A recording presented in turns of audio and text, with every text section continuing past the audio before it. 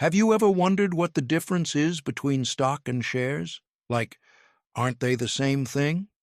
Well, not exactly. Think of stock like saying, I own stock in some companies. That's just a general way of saying you own something, but we don't know what or how much. But when you say, I own 10 shares of Apple, now we know exactly how much and which company. Shares are the specific pieces of ownership. For example, company name, Apple Incorporated. Stock symbol, AAPL. 1 unit of AAPL stock is a share of AAPL stock. If you own 1 unit of it, you have 1 share of AAPL. If you own stocks of 2 different companies, 10 shares each, then you own 2 stocks.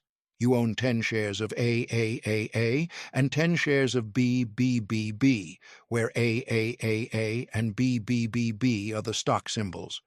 So next time someone says, I own stock, ask them, cool, how many shares and in what? Like this if you learned something new, and follow for more quick money talk.